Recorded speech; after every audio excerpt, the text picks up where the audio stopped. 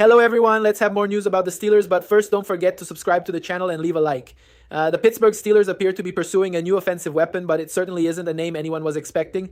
Jonnu Smith, the current starting tight end in Miami and a veteran of the Arthur Smith system, is being shopped around.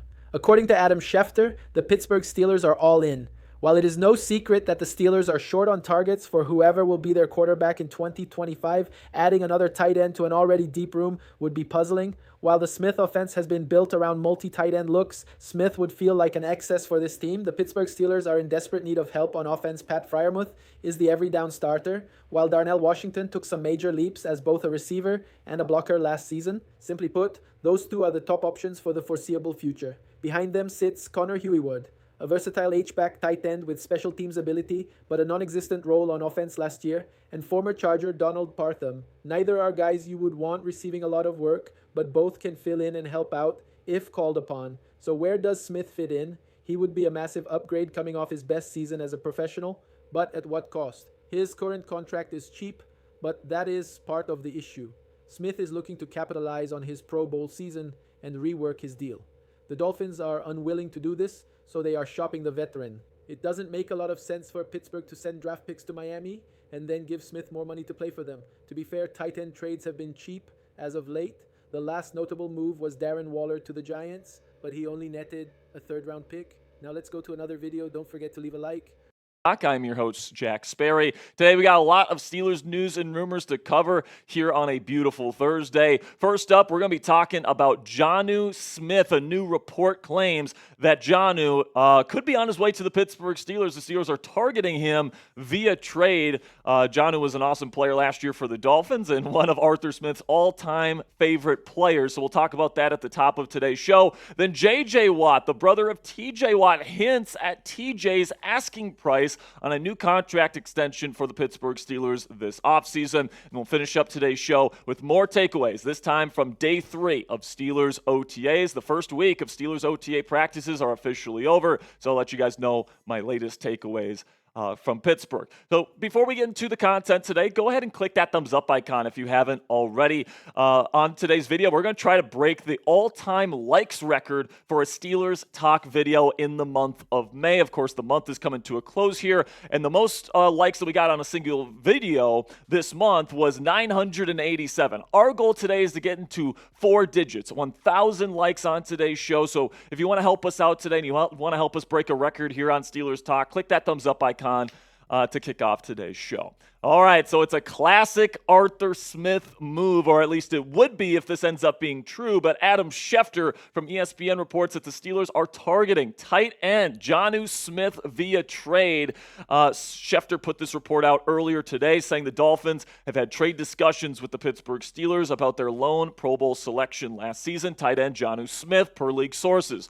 Those talks came after Smith expressed an interest in reworking his deal that is scheduled to pay him $4.8 million this season. With Smith seeking a new contract, Miami has sought a trade partner. Last season, Smith set the franchise record for a tight end in receptions, receiving yards, and touchdowns. Smith's preference, per sources, is to stay in Miami under a reworked deal. So if you guys don't know, Arthur Smith absolutely loves himself some Jonnu Smith, who started his career in Tennessee. And Smith utilized his skill set as a very explosive run-after-the-catch threat there in Tennessee, and then brought him with him to the Atlanta Falcons, signed him in his final season there in Atlanta in 2023, and really featured him. He actually had more production than Kyle Pitts in that Atlanta Falcons offense in 2023, which was led, of course, by Smith. So listen, man, for the right price, I actually wouldn't mind a trade for Jonnu Smith. I think that he is somebody that was obviously extremely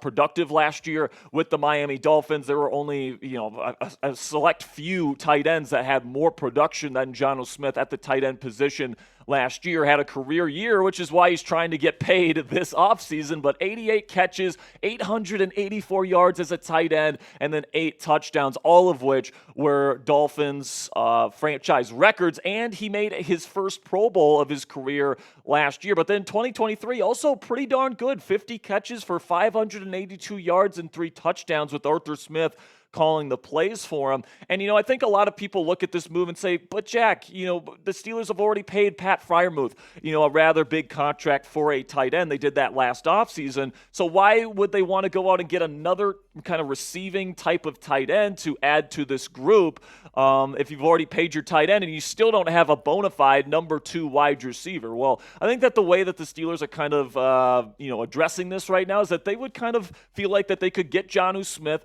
and they could pair him up with Pat Freiermuth and have one of the most dynamic tight end duos in the National Football League. Arthur Smith is somebody that likes to play a lot when it comes to 12 and 13 personnels, which means 2 and 3 tight ends on the field, okay? Like Arthur Smith loves to have those kind of heavier formations, and, the Steelers just have really, I would say, 2 starting quality tight ends on their roster right now. That's Pat Freiermuth, your receiving tight end, and then Darnell Washington, who's your blocking tight end.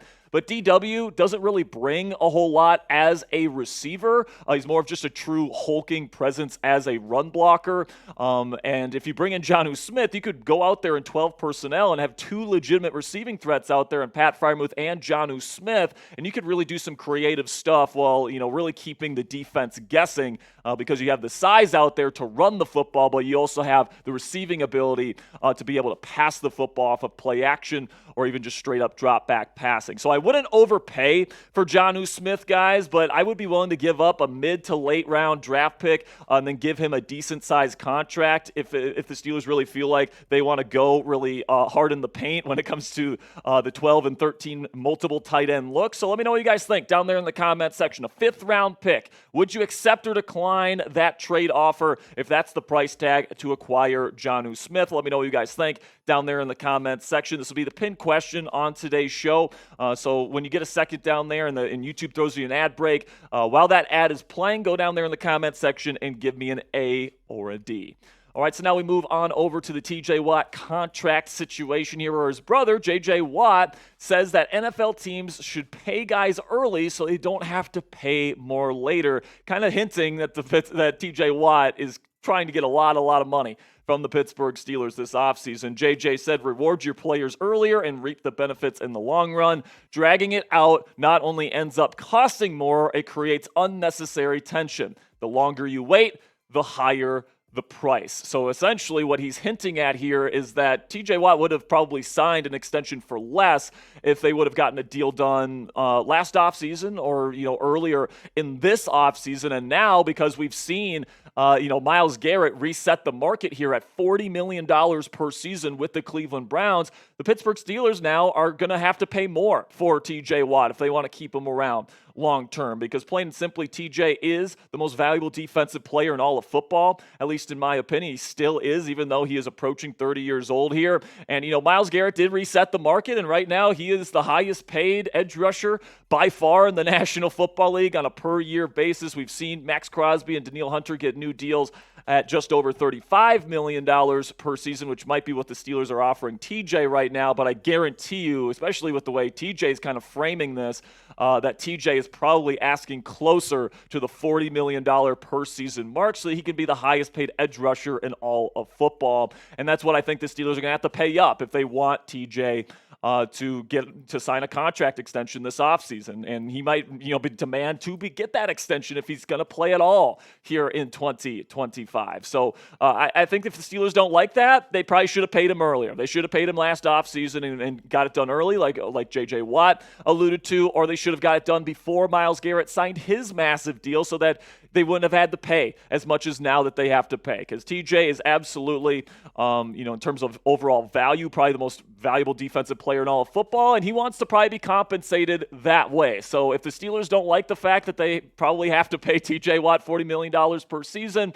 well, if you want him for the long-term future, that's just a little bit too bad. So what say you guys? Let me know down there in the comment section. Should the Pittsburgh Steelers pay TJ Watt $40 million per season on his next deal? Do you think TJ is worth that money? Type P for pay or type N for not. In just a second here, I'm going to tell you about our sponsor today at Fanatics. And, well, I'm telling you about Fanatics today. Let me know whether or not you would pay TJ Watt this kind of money. And with that being said, let's shift our focus here to another member of the Steelers defensive line. First round pick Derek Harmon, who's going to be wearing the number 99 for the Pittsburgh Steelers moving forward into the early years of his NFL career. If you want to get his jersey from our friends at Fanatics today, you can go to chatsports.com/Harmon. That is down in the comments and description of today's show. If you click that link and you make a purchase, Fanatics is going to send us here at Steelers Talk part of the proceeds. So we greatly appreciate all of your guys' support. So if you want a Derek Harmon jersey in your closet and you want to help us out here at Steelers Talk, feel free to click that link down in the comments and description and make a purchase today. So now let's finish up today's edition of News and Rumors here on Steelers Talk with my latest OTA takeaways. Of course, earlier today, it was the final practice of Week 1 of Steelers OTAs. They will be practicing next Tuesday, Wednesday, and Thursday as well. We will get you guys updates on every single day of OTA practices here on Steelers Talk, so click that subscribe button. But the first takeaway here is the early struggles for Will Howard. Now, this is definitely not the thing that we want to hear as Steelers fans, especially for the people that want Howard to start for the team this year.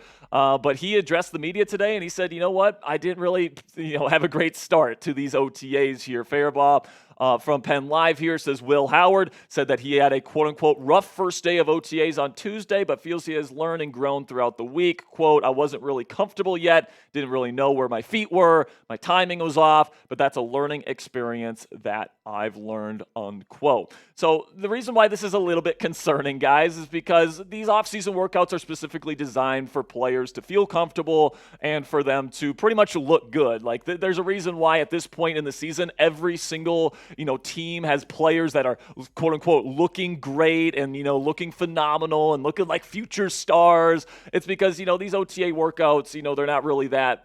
I don't know if I want to say they're not that rigorous, but they're definitely designed to make players look good. And if Will Howard's not looking good out there, that is something that's definitely not the best for the Pittsburgh Steelers if you're hoping that this guy's going to hit the ground running this year. But with that said, it is still very early. He is getting his feet under him here. It's a new organization in a new city that he's just getting used to here. So even though I don't think Will Howard is ready to play in the NFL here in Week 1, and he's going to have to take probably at least a year or at least half a season here before he's going to be ready to start in an NFL football game. I do think that I'm happy that he's here. I do think he's got some nice physical tools, and he apparently did play better in the final 2 practices than he did in the first day on Tuesday. So I guess we'll see how it goes from here. But another thing that I took away from this week is that Cole Holcomb is looking damn good, man. Like he's coming back from that gruesome knee injury that took him out for most of the 2023 season and then the entirety of the 2024 season last year. And he's looking like himself out there. He's looking like he hasn't really lost any of the juice or athleticism that he had pre-injury and that he's fully back. And, when he back in 2023, he was a legitimate starting linebacker in the National Football League. He wasn't like a star player or anything like that, but he was a legitimate starter. So if you're getting that level of player back in Cole Holcomb this year, I think that is absolutely something that's going to be good for the Pittsburgh Steelers defense. And who knows, maybe Cole Holcomb regains his starting position with this Steelers defense and makes it difficult for second-year linebacker Peyton Wilson to take that starting job away from him this offseason if he continues to play well. Then another player that's kind of standing out here is Isaiah Loudermilk, who is apparently impressing pretty early on here in the first couple of practices there in Pittsburgh, according to Andrew Filipponi. His Steelers insider, Jeff Hathorn, says the Steelers' best defensive lineman at OTAs in the parts of practice we're allowed to talk about has been Isaiah Loudermilk. Now, Loudermilk, I thought, was a pretty decent contributor for this team in a rotational role last year. He's been with this team for a number of years at this point.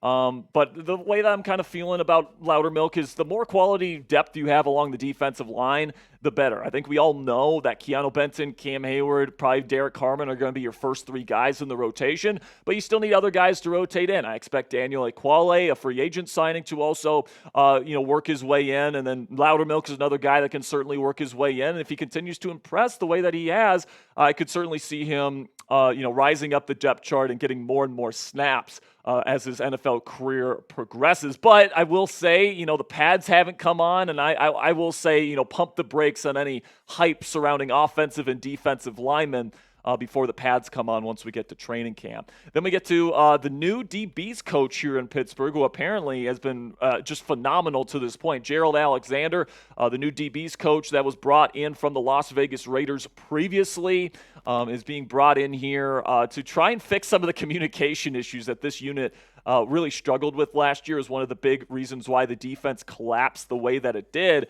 And Alexander apparently has been on his P's and Q's, and he's been doing a really good job stressing the details with the Steelers secondary in the early practices of the offseason. Alan Saunders from Steelers Now says, really cool watching Gerald Alexander running through a million scenarios, stressing the communication of the Steelers secondary today. So it's really good to see that the standard is being held up here by Gerald Alexander in the Steelers secondary, and I'm hoping that that leads to better results than what we saw at the tail end of the 2024 season for this group. And then speaking of the secondary, one of the lead members here was starter Deshaun Elliott at the strong safety position, praises the Steelers organization. I wanted to kind of stress this because there's a lot of people out there that call the Steelers a cheap organization, or that they are all these different things. They call them all these different names. And, it's certainly true that, the Rooneys are not, as cash rich as some of the other owners in the National Football League. And as a result, they don't have all the bells and whistles of a lot of the teams in the National Football League. But the thing they do care about is their players and the people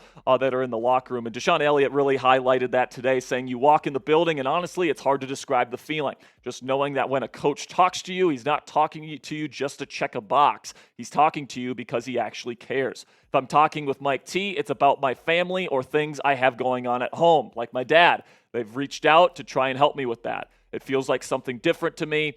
I really love being here. And I think the truth of the situation here, guys, is that there's a reason why, the Steelers organization has the reputation that it does. The reputation around the league is that they do things and they operate business the correct way. And a big part of that is that everybody that, comes through this organization feels like they are a part of a family. Now, even though they don't have the fanciest locker room in the world or necessarily the best training facilities in the world, and, definitely not the best locker room at Acrisure Stadium in the world, they don't have all the bells and whistles in some of the more cash-rich franchises out there. But the players that come through here really feel valued and appreciated and loved. And I think that's one of the biggest strengths of Mike Tomlin as a head coach, is that he does a really good job of connecting with his players, which is why, he's so respected and why this organization as a whole is so respected. So if you really appreciate this offseason, particularly on the offensive side of the ball, as they traded for former Seattle Seahawks wideout DK Metcalf while shipping out troubled receiver George Pickens in a deal with the Dallas Cowboys. But what they still haven't done is sign a quarterback as they continue to play the long game with Aaron Rodgers. That hasn't stopped general manager Omar Khan from looking to improve elsewhere, and Khan has been linked to Miami Dolphins tight end Jonnu Smith by insider Adam Schefter. The Dolphins have had trade discussions with the Pittsburgh Steelers about their lone Pro Bowl selection last season. Tight end Jonnu Smith, per league sources, Schefter wrote on Twitter. Those talks came after Smith expressed an interest in reworking his deal that is scheduled to pay him $4.8 million this season. With Smith seeking a new contract, Miami has sought a trade partner. Last season, Smith set the franchise record for a tight end in receptions, receiving yards and touchdowns. Smith's preference, per sources, is to stay in Miami under a reworked deal.